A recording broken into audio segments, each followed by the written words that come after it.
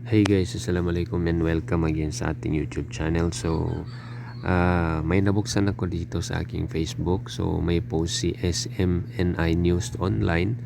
So, according sa post, goodbye FB na ba? So, ngayon, aware naman tayo na pinag-aaralan ngayon ng Malacanang na i-ban yung Facebook at saka yung mga online games. So, magbibigay tayo ngayon ng reaction video about dito. So, for me, siguro ang dapat lang siguro i-ban dito is yung online games.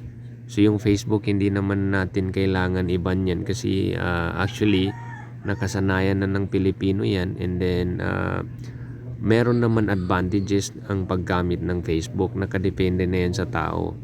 So ngayon, sabihin natin yung mga online games is nakakasira talaga sa ating kabataan. So mas maigi na pagtuunan nila ng pansin yung mga online games, and then yung mga problema natin dito sa Pilipinas. So hindi pa rin nare-resolve. So bakit ngayon nakapokus sila sa pag-alis ng Facebook? Kaya ba nila tinatanggal yung Facebook kasi ayaw nila makita yung mga pangbabas sa kanila, or ayaw nila mabash through Facebook?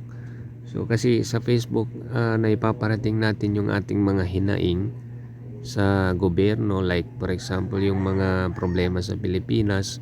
So naipapabatid natin dito pagdating sa Facebook.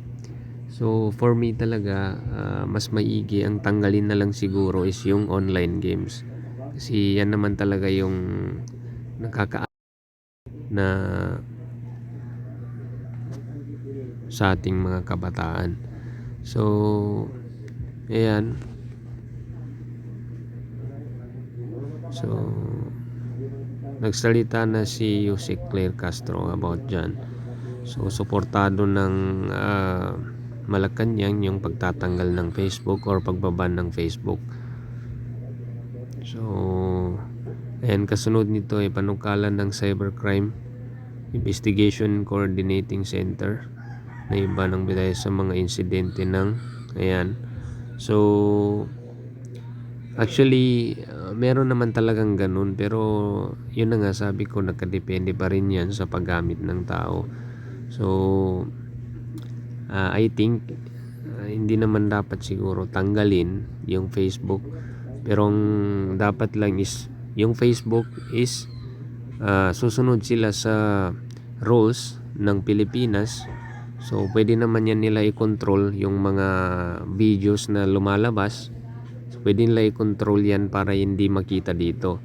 So I think hindi naman kailangan talaga siya i-ban. Ang kailangan lang siguro is yung Facebook ay susunod sa rules and regulations ng Pilipinas. So halimbawa yung mga ayaw natin na i-post sa Facebook, so pwede naman nila yun i-hide halimbawa, kasi mafi-filter out naman yan ni Facebook kung ito'y dapat bang i-public or di kaya i-delete.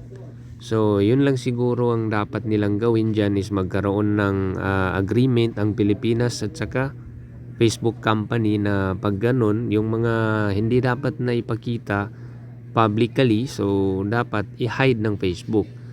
So yun yung magiging solution nila sa problema na ito. So sana hindi naman maban yung Facebook, kasi maraming maapektuhan sa atin kasi nakasanayan na natin ito eh. So again, maraming salamat, and don't forget to subscribe sa ating YouTube channel. Thank you po.